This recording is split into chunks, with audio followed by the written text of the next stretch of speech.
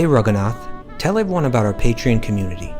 Sure, Kaustubha. The Wisdom of the Sages Patreon community is an incredible online yoga resource. If you like the type of yoga wisdom and culture we share on the show, then our Patreon community is a great next step. This is a listener-supported podcast, and any level of sponsorship will unlock a wide range of live and archived classes, talks, and even workshops. Raghunath teaches, I teach, and we have a host of other excellent teachers on topics ranging from yoga philosophy, asana classes, storytelling, Ayurveda, kirtan, cooking, meditation, and a lot more. We even have an incredible online Bhakti 12-step recovery group. So if you want to check it out, go to patreon.com/wisdom of the sages. All right, let's get it on. Om Namo Bhagavate Vasudevaya. Om Namo Bhagavate Vasudevaya. Om Namo Bhagavate Vasudevaya.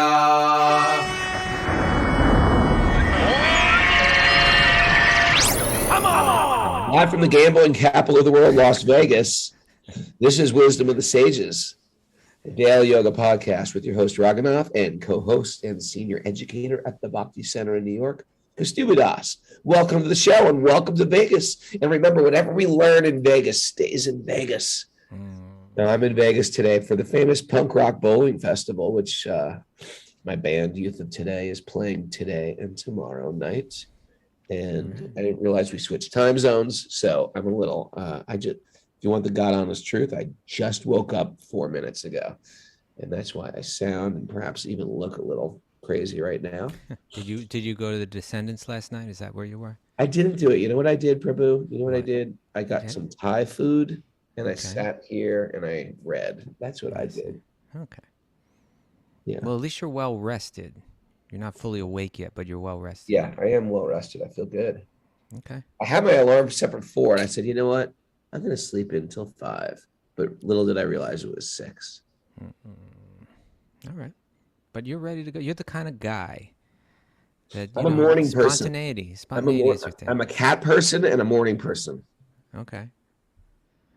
And and you work spontaneously. So we're going to throw questions out. I don't think you've really looked at the questions. If you want the God honest truth, I haven't. Okay. I was like, what chapter are we on? You're like, it's question. I know. You're like, okay, chapter 20. For the first time ever, you got the chapter right. We're at chapter 25, right? Yes. I do have an announcement to make. I'm going to do my last final plugs for Chant Camp.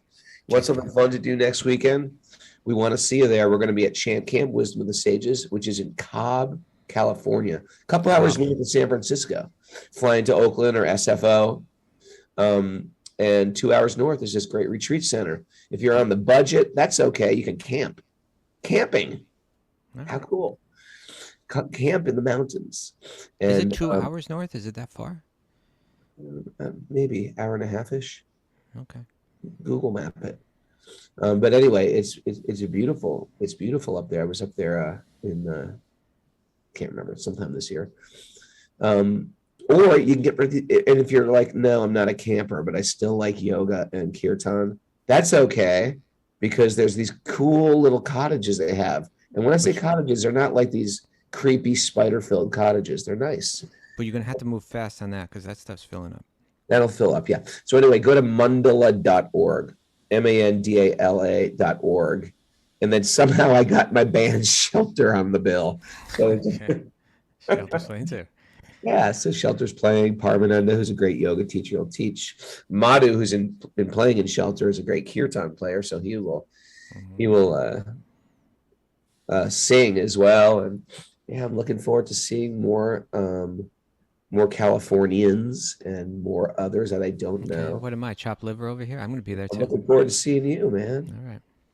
I'm really looking forward to. And also tomorrow, if you have questions and you want to send questions in for question and answer day, we burned through a lot of questions, so we are ready for taking new questions. Some people feel like, well, they're never going to answer my question. They're all backlogged. You know what? We've been knocking them out. So send your questions in to Wisdom of the Sages 108 wisdom@gmail.com. Wisdom of the Sages 108@gmail.com. And usually Mara just deletes them. And I was just like, no, Mara, Mara, you can't do about that. this. Do not delete their questions. She doesn't. Every question is valuable. Look at her shaking her head. How dare you? How dare you rat me out? You ready for a question, Raghu? Hit me. Okay, this was written in from South Korea. We're getting like super global. I mean, it's like Lebanon, South Korea, Denver, Vegas. So this is from Chris in South Korea. Chris writes, I am an other who's too shy to join the live Zoom, but I've been watching your videos every day. Yeah, he's come shy. on. Yes, I'm not sure if it's a he or she. Oh yeah, that's It's right. a Chris. It's Chris spelled with a K. Is that generally feminine? I don't know. I don't know nowadays.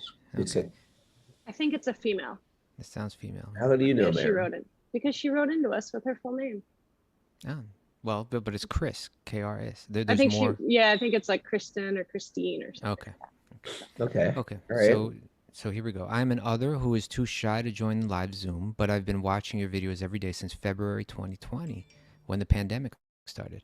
I was Wow. wondering if I could get some advice on practicing bhakti alone in a different country. What a relevant question, because there's a lot of that going on. She says, I live in South Korea, and many years ago was blessed to come across some devotees doing kirtan in the streets of Seoul, and was Wow. given, yeah, amazing, right? And was given a bhakti yoga book. It was in Korean, so I couldn't understand it well, but I liked the pictures of Krishna and Arjuna and ended up cutting them out and taping them on my walls. A little something from the previous life there, maybe, right? Interesting. Special attraction. Interesting.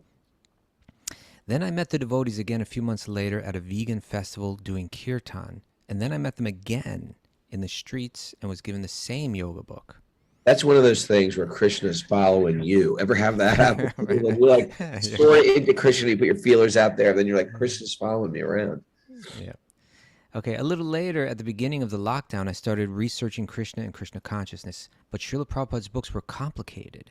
So I started with Vanamali's book, The Complete Life of Krishna. And I felt- Vanamali. She's our little you know Vanamali. Vanamali? She's our friend. Is that the one that did the cowherd boy?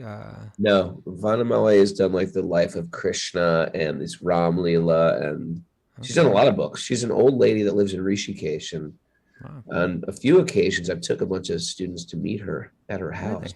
Get out of here. They're like a little house in ashram in Rishikesh. Okay. Very sweet lady. Yeah. Well, haven't by, seen her in a by, while. by reading her book, The Complete Life of Krishna, Chris fell crazy in love with Krishna and suddenly started chanting daily, reading Srila Prabhupada's books, got a small altar going, videos, your podcasts, Wisdom of the Sages, music, etc. But now, I feel like I've hit a road with no, maybe she meant like a bump in the road or something like that. Or I've hit a road with no bhakti community in Korea and no one to relate to. I'm kind of jealous of people who have temples near them with large kirtans. Yeah. There's a small Krishna temple in Korea, but it's in a different city and not easy to go to. I'm also married to the most loving and supporting husband. Well, okay, so this is helping us. So it's not like I can just relocate anywhere I want with no community or guru. I'm kind of stuck just figuring things out on my own. Well, this sounds like a perfect candidate for the reading groups that we're setting up, Yeah. which we've kind of locked down. We meant to cap it at 100. It's at 146, and we're going to open it back up in January, but maybe we can make an exception for Chris here if she wants to. Sorry, she missed the deadline. Windows closed. I'm kind of stuck just figuring things out on my own and hoping what I learn, see online is right. Right now, my dream is to visit Vrindavan someday whenever travel is convenient again. Let's do that together, Chris. But right now, I just have a tiny temple going in my living room. Is what I'm even doing satisfying to Krishna? There's the question right there, the first question, Raghunath. Is what I'm even doing satisfying to Krishna? Do you guys have any advice to lonesome devotees or dealt with the same experience? Surely I'm not the only one in this situation. Okay. Take it away, Raghu. Thank you for writing. You know, I was just thinking about the beginning of the question. We were saying how Krishna follows you around. Yeah. You know, our drummer. This is going to be good because the Youth of Today interview is tomorrow. So if you're especially from the hardcore scene, you might like it. The Youth of Today interview. Sammy, our drummer, has like sort of watched Krishna sort of enter the music scene. He got into our band when he was like 14 years old, and then he watched me get into Krishna consciousness. He watched me leave the band and just disappear and go to India. Then he watched me restart Shelter, and he booked the first Shelter tour for us and played on the first Shelter tour. So he watched Krishna, and then he saw so many people become devotees from Shelter.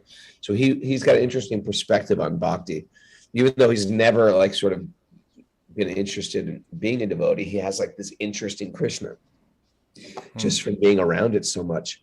But he told me that one time, and there was a period of time where I was a monk where I didn't really speak to him so much.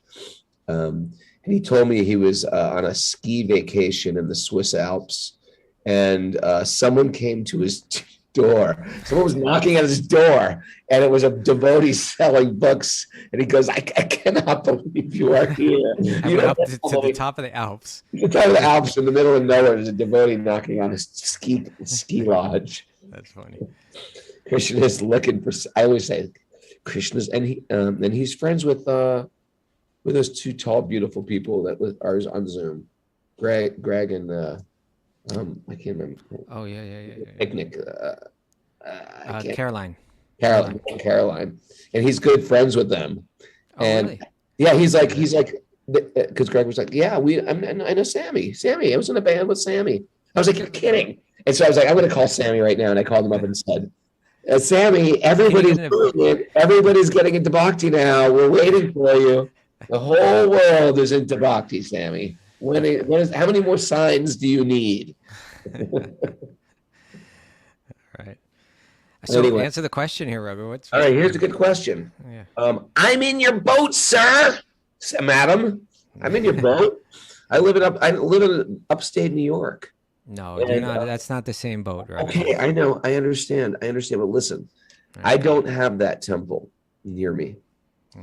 And my family doesn't have a temple near me. And so what I found was everywhere I go, I have to create a temple. Now, we are in a slightly different situation. You've got to make your home a temple. And Krishna does appreciate it. And you have to even extra. Well, what'll happen is you'll get stronger in your bhakti. And that feeling that you're feeling, like, I want to be in a kirtan, I want to be in Vrindavan, that is the highest feeling you can feel. It's prepared. I feel the same way. It was like, I want to go to the temple. I want to go to the bhakti center. I want to go to a kirtan.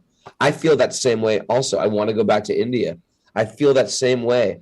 It's just we have a different path than people who live in those cities where they have a thriving community. But I will say you can become very, very strong as a devotee, because you have to come up with your own. You have no cushion of the community to lean into when you're not around, when you're not doing well, rather. Whereas if you live in an ashram, some of the community is the current that's pushing you along. So, by the way, so if you're in New York or in a city that has devotees, don't take it for granted.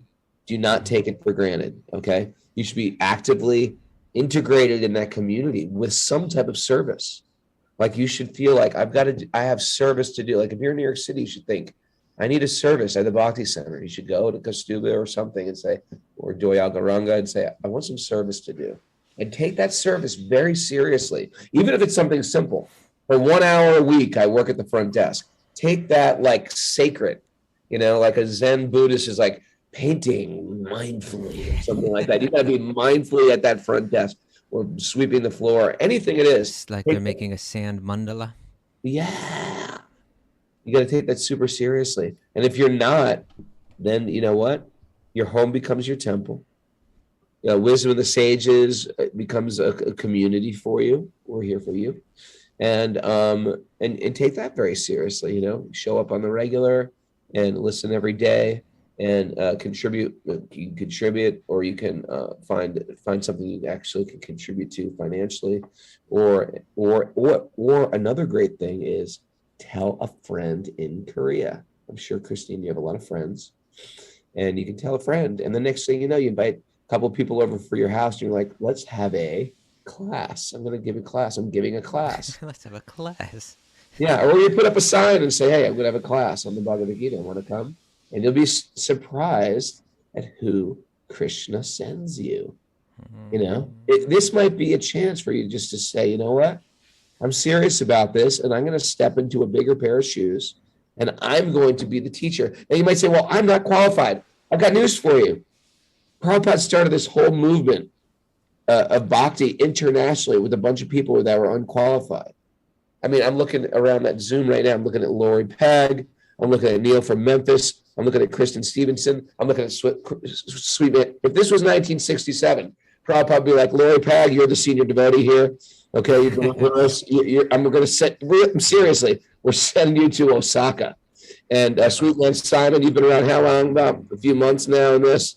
Who knows? I don't know. I'm just saying, a few months, you're going to London. You're going to London, and I want you to meet the Beatles, okay?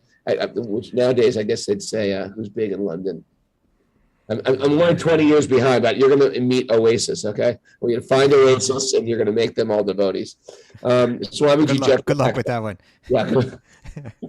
Swamiji Jeffrey Ackler, I'm sending you to Croatia, Zagreb, okay? Good luck out there. Figure it out. I've never been in Zagreb. I don't speak Croatian. I don't know any of the Slavic languages. It doesn't matter. You figure that out. Kristen Stevenson. Yeah, it's true. Kristen Stevenson, Sao Paulo, Brazil. Learn Portuguese, figure the whole damn thing out. No questions. No. And there's no internet, right? People are, Prabhupada, what do I do? I'm writing letters to Prabhupada. That's what they did. And guess what happened? They all made a lot of advancement. They all made a lot of advancement, and they changed people's lives. All right. So you have this is going to be an easier solution for Chris. I thought it was going to be like, well, there's the internet or something. No, I'm ordering Take her over Korea. Open a temple in Seoul. I give you an order. Make your home into a little temple. And then teach people the Bhagavad Gita. That is my answer. I've just got that download right now. I was going to say just read a book. You're starting a temple, Chris. Okay? Lord Krishna is speaking through my body. Accept it. Surrender. All right. And I think maybe, Chris, we can also get you in one of those reading groups, discussion groups, if you want to. Let us know. Yeah. Although we have shut the door on that until January. We have like this kind of like test period. We got 146 and maybe 147 now with Chris. And then we'll open it up again more in January. Yeah.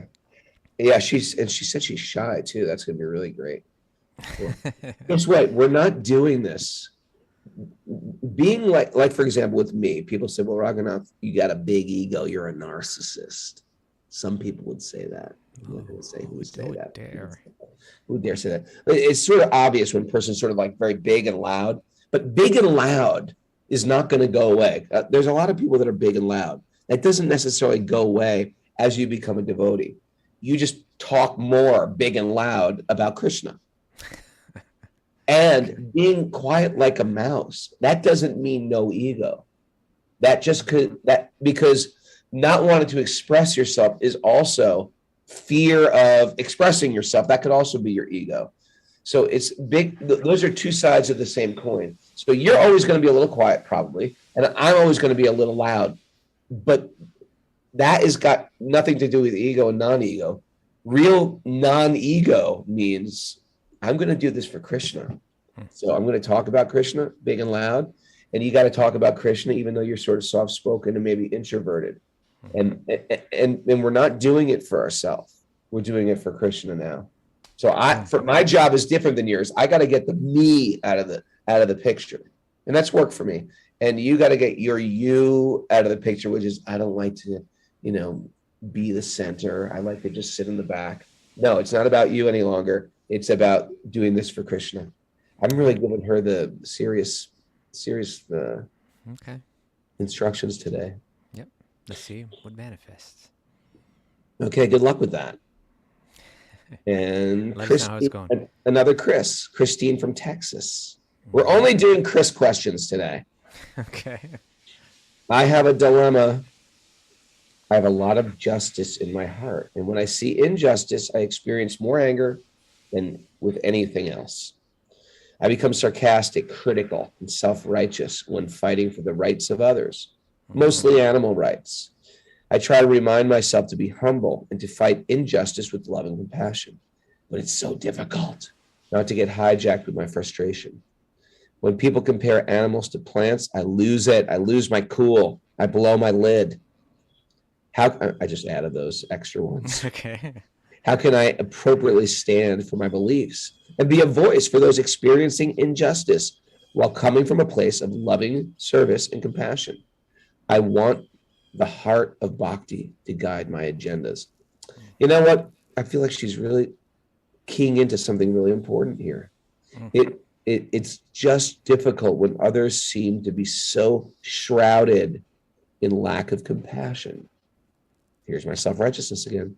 She says, thank you so much. I'd love to hear all of your thoughts. Pranams. It was nice how she said that. Pranams. Okay. So, Christine, I think I'm thinking like Raghunath's thing. I'm thinking you're halfway there, because you're aware of what's going on, right? And that awareness is like the first part. And a lot of people, particularly in the world that we're living in right now, whether you're on this side of an issue or the other side of an issue, a lot of this, a lot of what's going on in the political realms or the social realms, a lot of posturing, a lot of bickering, a very little trying to understand the other person. What to speak of introspection, trying to really examine one's own heart and understand, really, let me put it this way, that there's like an introspective practice, that a devotee is that a Bhakti-yogi must do, right? It's about turning inward. And there's an introspective practice where in the service that you do in this world, what to speak of, in the realms of social justice and so on, you have to separate any element in your words or behavior that are inessential to like the success of what you're trying to do, the completion of what you're trying to do, but that are actually connected to projecting an image of your false identity. Like, in other words, I'm like this heroic person. I'm shouting someone down. We create like a false image of who we are, and we try to live that out. We've seen images in movies and on television and in different places, and we try to embody that, and then we take the realm of social justice maybe to play out that role. I'm not saying that we shouldn't be actively working to improve things socially, but what I'm saying is even what I'm reading and what you're writing is you're engaging in that process where you want to purify your intention, you want to purify your words, you want to purify your actions. I really like the sentence where you wrote, I want the heart of bhakti to guide my agendas. That was boom. It's exactly there. And you know what I've been thinking about lately, Raghunath? What? And I think this is an important thought when it comes to understanding, like, what is a guru, what is a disciple, what's the nature of the guru-disciple relationship. A lot of it really has to do, think of this phrase here, aligning your heart with another person's heart. In other words, you find someone, the guru is someone, it's not just someone that's going to answer all my questions. It's someone who they're setting an example, and you're recognizing the purity in their heart, and you're trying to align your heart entirely with their heart. Because generally we move around this world like, I like this person because they treat me this way. I don't like this person because they treat me another way. I'm involved maybe in with working with other people in this realm, and sometimes I feel good about it. Sometimes I feel resentment about it. What it means to be a disciple of a guru is like the way that my guru, the way that this person whose heart I admire thinks, I want to think like that. Even when sometimes it's a little difficult, or it's demanding extra forgiveness of me, or it's demanding extra tolerance of me, or it's demanding extra depth of understanding from me. I want my heart to be entirely aligned with this other person's heart. If this person wishes that person success, then I also want to wish that person success. If this person is willing to tolerate more, then I should also be willing to tolerate more, like that. And right, isn't Yeah, I think I it's like an important way to think. It's a nice depth you have, Kaustubha, and everything. Well, I see you practice this very well, and so, but to me, that's where transformation is beginning to take place. And when Christine writes, I want the heart of bhakti to guide my agendas. That's the same type of thought. Now, when you write that when I see injustice, I experience more anger than anything else. I become sarcastic, critical, and self-righteous when fighting for the rights of others.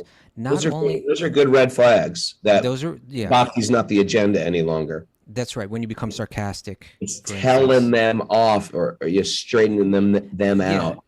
Sarcasm. I mean, I'm not entirely against sarcasm. Sometimes it can be fun, and but particularly in this realm, it's usually not at all productive. Usually, it's about establishing myself as a better person than you, and really, is that even going to be effective towards the goal that you're working towards? And so, here again, we can look at the austerities of speech, which are in the Gita.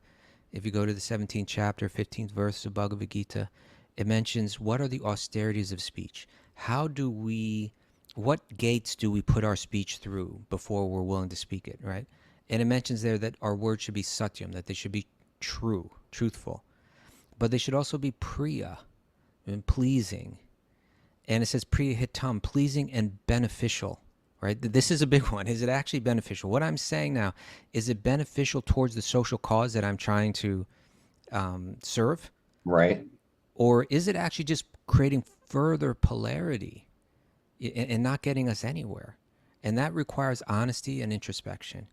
And it also says in the Gita that our words should be anudvega, which means not agitating to others. And think about that. And think of some of the, you take a person like Jane Goodall, certainly this woman is, Goodall. You're quoting Jane Goodall today? Well, I'm not quoting her, but I'm just using her as an example of a person. She speaks the truth. Her life is dedicated to improving the world. Yeah. You're not just gorillas, but ecologically, all that kind of stuff.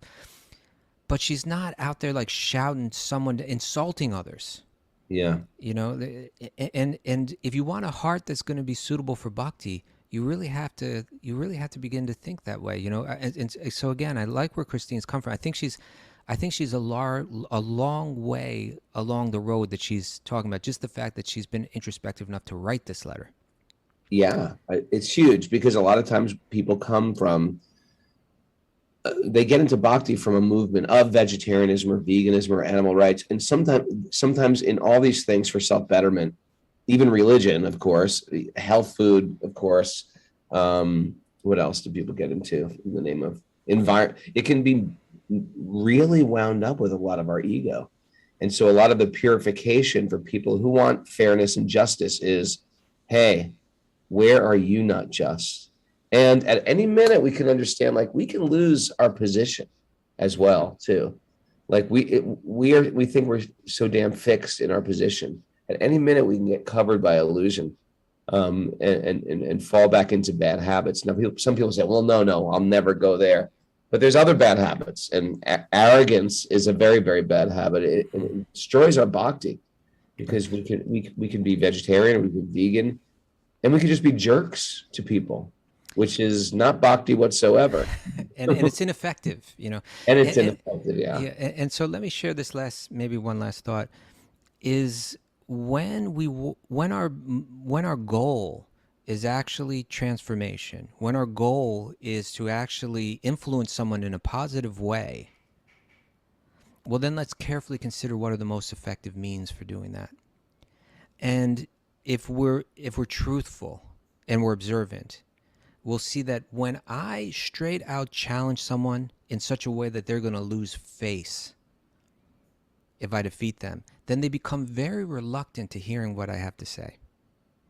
And that's where a lot of the conversation is right now. Like, for instance, with animal rights, which seems to be Christine's most, burning issue. If I'm to debate with someone, if I'm trying to influence someone, and there's potentially, there's many ways, but let's say there's two ways that I could approach them. One is I could try to prove them wrong, right? I could say animals are conscious, animals have feelings, animals have souls, and therefore whatever pain is caused to them is just as bad as causing pain to another human being, and it's inhumane and it's evil. And that could be my position. Now, if that's the position that I use when I'm speaking to someone, what I've just said right now is you and your whole life has been evil. And they're likely going to fight back. They're likely this wall is going to go up. They're immediately going to say no, even though they haven't even, without even formulating an argument. They're not even willing to hear what you have to say. They're going to fight back. They're not going to go, "You're right. Yeah, What's thinking? I'm evil." Oh Right. my God. But if you were to present another argument, for instance, like this, is it possible that animals are all the same things, right? It's, that animals have souls, that animals feel pain, that animals are sensitive to us, and therefore, if that is so, it would be evil. Is that possible? Could we consider looking at that? Now, what you've done is, I'm not attacking that person. I'm saying let us together look at the situation and think about it, and let's engage in a conversation about it. And now I'm not embarrassing them. I'm not demonizing them. The two of us are engaging in a conversation. It's really the same conversation, but because it's been presented in a way that I'm not trying to get that person to lose face. Even my goal may be less. I'm not trying to defeat them. I'm trying to open their mind. I'm trying to get them to think a little bit. So I'm saying, let's think about this together, right? Then that's a step forward. Whereas the straight on attack, it was probably a step backwards. I probably further entrenched them, in their ideas. And so therefore, when it says that our words should be satyam, they should be truthful. They should also, but we should be careful to examine: are they hitam? Are they actually beneficial? Or in the name of our social justice work, are we just creating further polarity and just making the problem worse? Right. But my ego's getting the boost that it wanted, because I'm seeing myself as that warrior. So true. I think of someone like Prabhupada. He didn't have to, what people do, say for animal rights. People smash windows, they spray paint, they try to humiliate people with videos, and spray paint people's fur coats. Prabhupada probably saved millions of animals' lives with love and a gentleness, and without shaming anyone. Right. That's where our biggest influence is in bhakti, by our behavior towards others, people. I witnessed. I was walking down a sidewalk on the Lower East Side, and there was a group of activists out there. It was specifically about fur, and they created a kind of like a gauntlet on the sidewalk. And then if anyone walked by with one of those coats that has a fur collar on it, they just started screaming at the people, just like straight out screaming and trying to humiliate them. And shame isn't a good way to change. And you can talk to parents about that. Yeah. You don't want to shame your children into change, and you don't want to be shamed into change too. You'll change for the wrong reasons. What I could see was, this isn't working, right? Right. It's just not. It's not effective. It's not only turning off the people that are wearing the fur. It's turning off other people too. I could see. It's just like, it's not beneficial. It's not helping your cause. It's likely creating further polarity. I met these great guys we went to a vegetarian restaurant yesterday. City O Cities in Denver. Okay. City O Cities. Incredible. CityOCities.com. City O Cities. Yeah, it was so good, and it wasn't vegan though. And I asked the guy, and the guy it was a huge restaurant. And I asked a really nice waiter, who happened to be a Youth of Today fan, and he said, yeah, all these animal rights activists came and they protested us because we still served, I don't know what it was, something that was an animal product, and but he was like, I don't understand. We're right next door to a Domino's. Like, why don't you go there? But the principle is the same either way. We change with love. We're not trying to change people by shaming them or hating them. When I hate somebody, hate wins. I just become hateful. Hate wins the game there. Right? So anyway, that's good. By the way, I've made a decision as of this show to do Sweet Baby Krishna tonight at 5. I've looked at the clock. Don't you do a punk rock bowling tonight? I looked at my clock. It's 8. I was completely wrong. I am on a 3-hour time difference. So at 5 my time, Californian time, 5 o'clock and 8 p.m. Eastern time. Sweet baby Krishna. I'm doing that for Chris from Seoul, Korea. You got to check with Mara, make sure it's okay with her, because she's got to do all the background work there, right? Or maybe she doesn't. Mara gave us a thumbs up. Okay. Mara holds the key. Mara, please, can we worship? It's got to be okay with Mara. Please, Mara, let us worship Krishna. So that's 5 p.m. Eastern time. No. That would be 5 p.m. your time, 8 p.m. Yeah. Eastern time. And you know why I'm doing it? Because I'm all alone here at this Las Vegas, and it can get a little overwhelming. I mean, I went on the streets yesterday. I was a little lonely. How much did you lose yesterday? Just tell me, Raghunath. Gambling. Vegas. I'm not attracted to any of this stuff. Okay. But it is a little overwhelming. And so I actually went to Govardhan Hill. I called Leela Vilasini, and we were talking about Govardhan. There you go. Nice. Kristen is brought me to asking. Govardhan, and I brought her to Vegas. Okay, Kristen's asking, what's the Zoom link for Sweet Baby? Same link as you're on right now, right? Yeah. Yes. No, Mara's saying no, it's not. No, it's not. Okay. No, it's not the same link because it's just for Patreon members. But okay. it will be the same. It'll be Yeah, we posted on sent out a Patreon. Patreon post the other day. Yeah, Okay. and it'll be posted again. With the link. Well, it's a good chance to plug Patreon. We are a community-sponsored podcast. If you like what we're doing, you can give a monthly pledge to us and help us keep this boat floating. Patreon.com/Wisdom of the Sages. And we need you. We need you. We need to keep it going. Okay. All right, I got another question for you, Raghunath. Okay. This is from Justin Miller. Justin Miller. Justin writes, the last time I set foot in a mandir, in a temple, right, like a Krishna temple, is what he's speaking about, was almost 20 years ago. Whoa. Whoa. And that was just to check out the gift shop. Okay.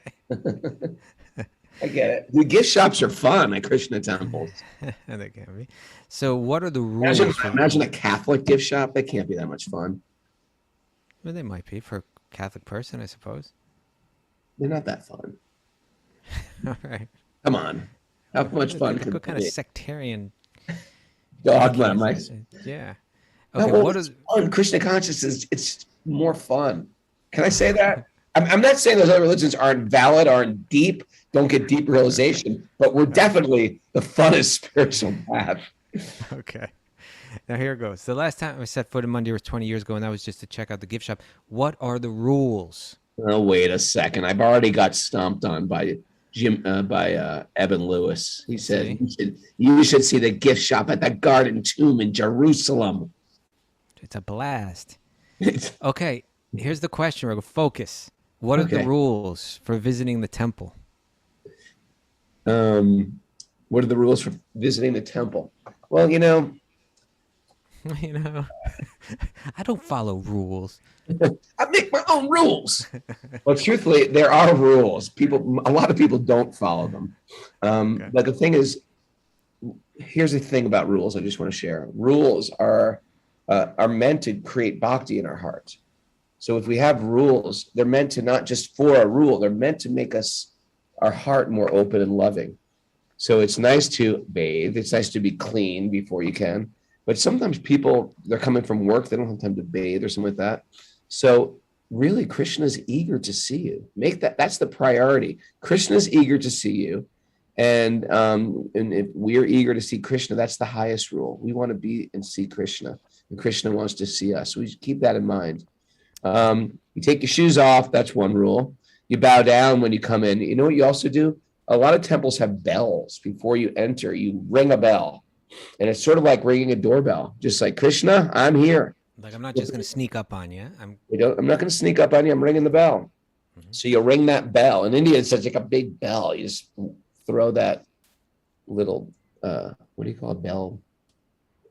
Donger? You ring the bell. You ring the donger. Bell donger. You slap that donger and it rings the bell. Or, you know what you do? You can knock on the door like that. That's also what people do sometimes, if there is a door. And then you say the names of the deities. Jai, Shri Radha Murlidhar Ki Jai. She's probably, and then you bow down. You can bow down.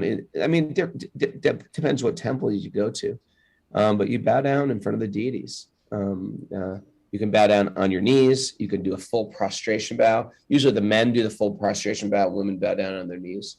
But the idea is that even that is a ritual. But my point is, we don't want to forget the substance behind the ritual, which is I am prostrating myself. I'm lowering myself to God. And that's a very beautiful thing. And I know in the Krishna temples in America, established by Prabhupada, the rules are loosely followed in a lot of ways. You know what I mean? Some people will not do that or do that. And there's not going to be some guy with a stick chasing you out if you don't follow the rules. But I'm more interested you have the right mood when you go there. Am I missing anything important? Well, I would say in a general sense. Let me give one more. One more. Right. It's a nice one. It's nice to give someone a gift, right? Sometimes you give a bag of rice, and you don't have to cook the rice. Or you bring some fruit and put it on the altar, or you put a little money there's a little box in front of every temple called the hundi. You give a little money in the hundi, or you give some rice or fruit, and people donate like that. Flowers. It's really nice too. So yeah, and that fits in with what I'm saying. All of these details that you've been sharing, they all kind of fit under one category, one purpose. And the idea is that when you go there, the idea is that I'm entering into the presence of God. And so if that's what just like if you went and visited an important person, you wouldn't just start gabbing about anything when you're in front of them with other people as if they're not even there. So when you're in the temple, focus on your being in the presence of God, and make that like what the experience is about. You go there, as you're saying, you bow down. It's a way of connecting. You offer some prayers. You speak with God there. See it as an opportunity to speak with God, to be in the presence of God, to sing for God, to dance for God, to hear about God, in the presence of God, and keep that space sacred. Like try to when you go into that place, try not to bring in any energy that's going to dilute that feeling of being in the presence of God. Just talking about some nonsense or whatever like that, and try to walk out of there having felt that presence and having been uplifted by it. That's what's meant to go on in that space. Keep that space sacred. There are some external things that you can learn, and you can ask someone there, like you're saying, take your shoes off, and generally people bow down when they go in, and so on, and don't just jibber jabber about anything while you're there, and so on. But see that all in that context of keeping that place very sacred, so that when you walk in there, you feel transformed, so that when other people walk in there, they feel transformed, and then walk out feeling uplifted and transformed. That's the idea. I really like your answer. I like your answer too. Keep it sacred. Keep it sacred. Keep it sacred in that temple. Anything else you want to mention about visiting a temple for the first time? Just respect the people there and respect the people that care for that temple. Yeah. No one's going to mind if you ask nice? a question. It's nice, and you may not be prepared for this one, but it's nice to have a beautiful. Like sometimes we learn verses like as the body continuously passes from this life, from childhood to youth to old age. There's verses from the Gita that are more like philosophical. It's nice to learn one of these sweet verses glorifying Radha and Krishna, and you can just say them to the deities. Ishvara Parama Krishna Satchidananda Vigraha. Krishna Prasadena Samasta Saila Samrajana Nati Jabarinopi. Some like joyful prayer that you love. Maybe we'll learn one today on Sweet Baby Krishna tonight. Nice. Think about this, is that like, say a temple like Tirupati in South India, which is a temple to Lord Vishnu, that like for centuries people have been visiting that temple, and before there were trains and cars and planes, people used to walk for sometimes months just to have the opportunity to see that form of God and be in the presence. And then you climb the 3,500 steps, and then you bathe, you shave your head. It's all this like, because I'm going to. You got to shave your head. You want to go to the temple, you shave your head. You're serious about this. You don't go there with your hair, your dirty hair. But it gives you a clue to understanding, like when you go in there, it's special. those moments are special. Try to keep them special. Try to keep them special by keeping your mind focused on God and chanting, dancing, singing, hearing about God. That's what you do in the temple. All right. I always my son has very long, beautiful hair, and I'm always teasing him about it. I was like, when are you going to get serious about this God stuff? Yeah, shoot that head off. All right. We got time for one more, maybe. Yeah, I'm looking around the Zoom board right now. Stevie, you got to shave that beard off. Buckmanji, shave that head. You want to get serious? Shave that head. Nancy R., no more hair for you. Linda, it's over. But the women do shave their heads when they go to that temple. Sometimes, like at least once in their life. I'm not saying not to. Yeah, once in their life. Yeah. Well, there's something about ego that goes with hair. I'll admit that our hair is beautiful. It sort of makes up our part of what we're showing to the world, And so there's something very, very deep of saying, you know what?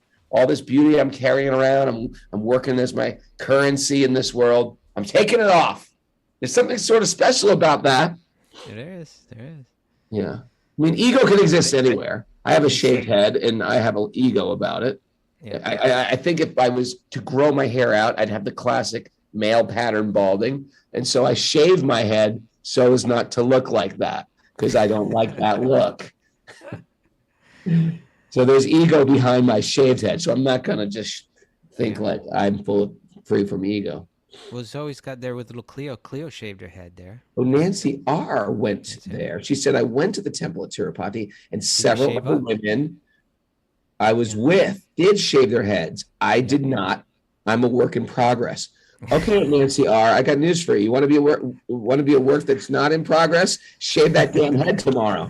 Okay? Yeah. I remember, Ganasham's wife, Bhakti, when she went there, she shaved her head. I know a few people that did. Yeah. Bhakti Lata shaved her head? She did. Yeah. Kidding. No, I mean, that was 10 years ago or something like that, but she did. I remember that. Okay. Interesting. But you don't have to when you go there, but it's you don't have to, Nancy, but you should. Just kidding. You don't have to, but if you want to take a good birth next time around, you might consider shaving the head. Yeah. In Bhakti, we're always like, it's one of these things. It's like you can shave your head, you can wear a robe, you can go to the holy places, and you can be filled with ego also. So we're also into like the essence and the substance behind the rituals instead of merely the rituals. Okay, let's do one more question, Raghu. Sure. What you got? It's for me. For you, okay. Got? Oh, what I got something for you. Right. Recently, a person close to me told me that Hare Krishnas are a sect. This term has been floating around with the movement probably since its existence, and it makes it sound like it's something negative, to the very least. At the same time, Radhanath Swami Maharaj writes in his book, The Journey Home, that he joined a group of Shiva followers and called that practice a sect. Can you please explain to me what makes certain spiritual path a sect? And is Krishna Consciousness one? Isn't it one yet? And why Krishna Consciousness isn't one? No, as a sect. Please do not take this question as a provocation. Thank you, Martina. That's a good question. Okay. Well, I think I wonder if Martina is European. Is it if it's our normal Martina? Oh no, that's Martine. That's Martine. Yeah. But I know when I visited Europe back in 1993, I found that this word sect. I think this question is entirely has to do. It's like a cult. Yeah. Or something. Yeah, exactly. I think this is entirely has to do with semantics. I remember that in Europe they use the word sect the way that commonly we use the word cult in the States, and but both words, it's just a question of how you use them. Like I looked up sect, right? Yeah. It said a group of people with somewhat different religious beliefs, typically regarded as heretical from those of a larger group to which they belong, or a group that has separated from an established church, or a philosophical or political group, especially one regarded as extreme or dangerous. So that's the way that they were using that word sect in Europe, I found. Like it was an extreme group, a dangerous group, like we would say a cult in America. Well, Kaustubha is a little dangerous. A little bit. Ask me. It's a little bit A dangerous. little dangerous, a little culty. And then here the word cult, the definition for is a system of religious veneration or devotion directed toward a particular figure or object. That Okay, Cricket and Sophie are on the board, and they're saying, yeah, in Germany and in Vienna, it's a bad means connotation. a cult, right? Yeah. Yeah. Whereas I don't think it carries so much here in the States. If we say it's a sect, it means like it's a smaller part of a larger group. Yeah. Right? And then the word cult here, literally the first translation is, or definition is, a system of religious veneration or devotion directed toward a particular figure or object.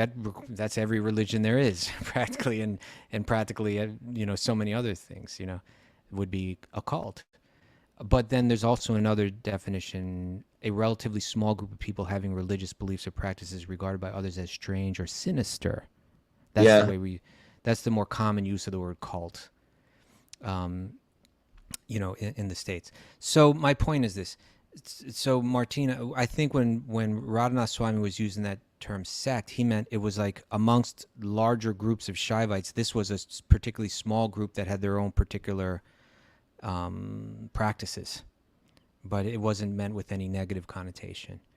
Whereas in Europe, if they use that word sect, that they might be used. You might, if you're European particularly, you might associate that word sect as more a sinister thing or a dangerous thing. So are we a sect? Well, this is the question. She says, can you explain what makes certain spiritual paths a sect and why Krishna consciousness isn't one? Maybe we are one. Well, it's like this. Let's be real honest, right? If we're going to look at this, like, say, from an academic point of view, what is the Hare Krishna movement? In one sense, it can be thought of as a new religious movement. Some people will categorize it that way, but at the same time, there's no question it's part of a very ancient tradition, and the practices and the philosophy and so on. You can go back centuries with that. You can go back 500 years to Sri Chaitanya, and then you can go back more and more centuries, just following it back to, people like Madhva and Ramanuja, people that we were quoting the other day, right, when we're reading the Bhagavad Gita commentary. So the practices and the philosophy and the theology and all of that, it goes back. It's not a new thing that's been created. It's not a small thing. It's a huge thing. There's millions of people that follow it. So in that sense, it's not like a new, strange group that's popped up. But at the same time, when it came up in America, it was a new religious movement because it had been transplanted. And in all honesty, A little culty. in all honesty, yeah, there were like, let's say, cult-like characteristics that were in it just because of the nature of the thing, right? Just because it was like suddenly like, a bunch of hippies jumped into something that they didn't fully understand and try to apply it in ways that sometimes were a bit culty. Things like it's orthodox Vaishnavism coming from people who are doing the extreme opposite. Yeah, that's weird. It's going to be weird. Just like if you're like, for instance, if you joined a Hare Krishna temple in 1972, it might not have been unlikely for people like to discourage you to maintain your relationship with your family who don't practice this, whereas like, in India, that would never happen. It would, what I say? So like different kind of culty elements definitely were there. I would say that it's been a growing process, and now 50 years in, much of that, at least in the circles that I hang out in, much of that has been kind of pruned off of it, or kind of purified of that kind of thing. Well, so can I play? Yeah, I'm sure you already have. So roll with it. Yeah. Well, also, suppose you're into Catholicism. It's massive. You want to get into Christianity. Catholicism's right there. There's these very big sects or very big institutions representing Jesus Christ. It's not like that so much in India with Vedic thought. There's millions of little temples that worship Krishna, that worship Hanuman, that worship, you know what I mean? It's not like but there are big ones too. Like there are some big ones, but there's lots of little ones. Yeah. So little ones within I think it's like, you want to worship Krishna, it's like 67%. I think that's the actual 67% of all Hindus worship Krishna. Mm-hmm. It's not like it's it's some obscure worship that's going on. It's actually everybody. Everybody loves Krishna in India. Right. And so, but just to, to get more at the heart of the question of like, why would someone think that Krishna consciousness is a cult, and why isn't it a cult? I would say that because it was transplanted in quite rapidly, a lot of culty elements filtered in because you had really inexperienced people practicing it and trying to saying things that appear very bizarre. Yeah, and taking standards that are kind of more traditionally practiced by aesthetics in the tradition and applying them across the board to everyone. But people say, my God, if you get involved in that, you leave your family, you shave your head, you put on crazy clothes, and you come up with like a lot of statements that sound really fanatical. And so quite frankly, it did embrace some of the, if you go down the checklist of what a cult is, you'll be hitting quite a few of them. Isolate yourself from your family. Check. Have a crazy creation theories. Check. Absolute statements on the regular. Check. Yeah. So that was there, but I think, the Hare Krishna movement is growing up and it is kind of becoming more aligned with its traditional roots. But I get it why people might have thought of it as a cult, but I also understand that it's not. It is an ancient thing. It is a traditional thing. And, back in the 70s, this kind of stuff was brought to court, and there were court cases. And, Prabhupada was really happy that the devotees kind of presented themselves. Different academic people came out to support, to show this isn't some brand new, weird, crazy thing. This is like a very ancient traditional practice, and there's meaning to all these practices and so on. That being said, I think the movement did have a lot of growing up to do. Probably in a lot of corners, it probably still has some growing up to do. But call it what you want. Where you see cultiness, point it out. Right? There used to be a pamphlet that devotees would hand out that I always thought had such a crazy name. Do you know what I'm talking about? Who's crazy? No. Oh. What else? Crazy. Who's crazy? No, the one that says the Hare Krishna movement is authorized. Right. It was like, what? Who authorized? Authorized by who? It's authorized. If anyone's got any questions, calls you a cult member, you say, hey, we're authorized. We're authorized. Yeah, right here. You know what? All right, Bubba. We're out of time. That's fine. Oh, man, it's 6:04. I woke up late. I'm leaving late. And we're going to do Sweet Baby Krishna at 8 p.m. tonight. I think the whole Eastern thing time. It's so weird, isn't it? We're in different time zones. I'm behind you. You're ahead of me. What is that about? Well, you see, it's this thing called a globe, Raghunath, and it rotates on an axis. And the sun. And then there's this other thing called the sun. Yeah. Hey, look at Bunky there. Hey, Bunky. I miss you. Look. He looks more like normal when he's not around me. The cultiness is wearing off. Yeah. You got to get you back in your cult outfit. By the way, I'm a fine connoisseur of cults. I love cults. Oh, he's getting cultier by the moment. Just by he's association. He's sold his soul. He's joined this. Simon's Catering. Now I get it. She's indoctrinating him. He still got his own ponytail, but he's letting his hair grow out, it seems.